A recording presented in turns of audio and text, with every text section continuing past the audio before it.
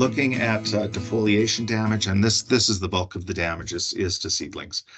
So they're coming in, and they're coming in very large numbers in some cases, and they're damaging cotyledons and first true leaves. Of course, they're very small beetles, so an individual beetle isn't really causing very much damage.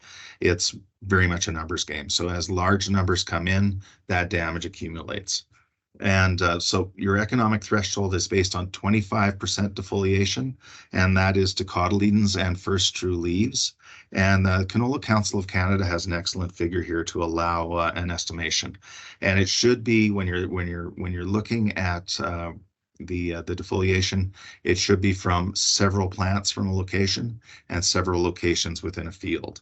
So when you're looking at both cotyledons, you average that out for both cotyledons, and then you average that out for the multiple plants that you're looking at per site and the multiple sites that you're looking at per field. So what, as I mentioned before, they can aggregate, so that can give an opportunity for spot spraying or localized spraying. You may not necessarily need to spray the whole field if you've got a dense concentration of flea beetles. So the economic threshold, again, is 25% defoliation, and there's an important caveat to that. You still have to have flea beetles on site, and they have to still be active. So if you're not seeing them on site and active, then you're probably wasting your money putting down an application of insecticide.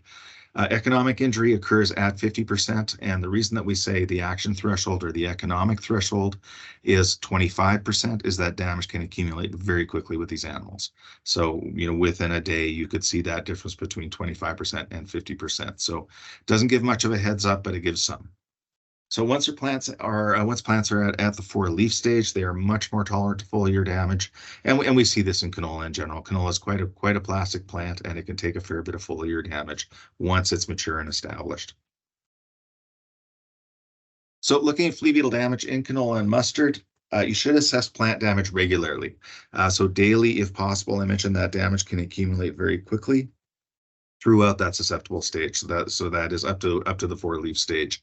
There is some evidence that under cool, moist conditions, then their flight activity is going to be diminished. They typically like about 15 degrees before they'll take flight, and widespread enthusiastic activity is undertaken. When it's cooler than that, and especially under rainy conditions, they can really hunker down close to the soil, and windy conditions as well can drive them down. But what this means is that they can munch on stems. And of course, once that stem is cut, that seedling will not develop into a mature plant, or if it does, it'll be greatly reduced. So, however, thresholds for stem feeding are more difficult to assess than for foliar feeding. The entire seedling can be lost, as I mentioned before. So our recommendation at this point is that under these conditions, and if beetles are still on site and active, plants with stem cutting should be considered 100% defoliated for the purposes of your economic or action threshold assessment.